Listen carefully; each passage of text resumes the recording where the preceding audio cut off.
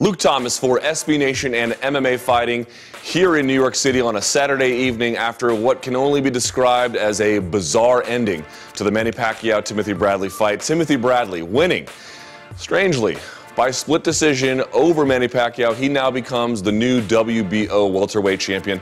He won on two of the judges' scorecards, 115 to 113. Pacquiao took 115 to 113 on the third. It would be charitable to describe this decision as indefensible.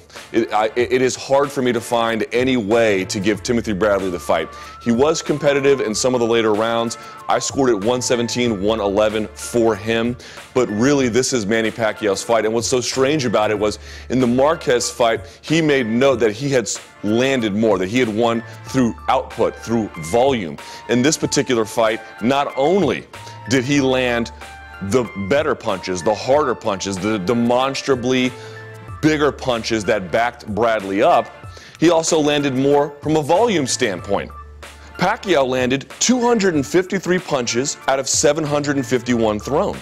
Bradley landed 159 punches out of 839 thrown. In terms of power punches, Pacquiao landed 190 out of almost 500 attempted. Bradley, just 109 out of almost 400 attempted. Pacquiao's left landed almost all night long, particularly in the early to middle rounds.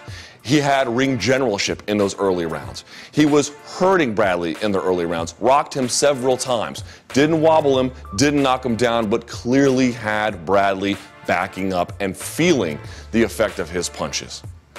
This is a decision by the Nevada State Athletic Commission, who is supposed to be one of the more experienced commissions, that is probably one of the worst decisions I've ever seen in my life, irrespective of combat sport. I have seen bad decisions in MMA, I've certainly seen them in kickboxing, and we've all seen them in boxing. This ranks tonight, at the top of my head, as one of the worst I have ever seen. It is rare that there is almost no way to cobble a case for the winner. That is different. What will the Nevada State Athletic Commission do about it? It's hard to say. Just this past year in New Jersey, Erislandy Lara fought Paul Williams, and that decision was so bad that the commission in New Jersey reviewed it and then suspended indefinitely those three judges who were in charge of that. Will Keith Kaiser, the executive director of the Nevada State Athletic Commission, do the same? We'll have to wait and see. I certainly don't see any case where they're going to overturn it. That would require proving fraud or corruption or extreme bias. What's next for both competitors? November 10th, prior to this fight, a clause was written in that should Bradley win, Pacquiao will then get an automatic rematch sometime in the fall. It's believed to be November 10th. That fight appears to be next.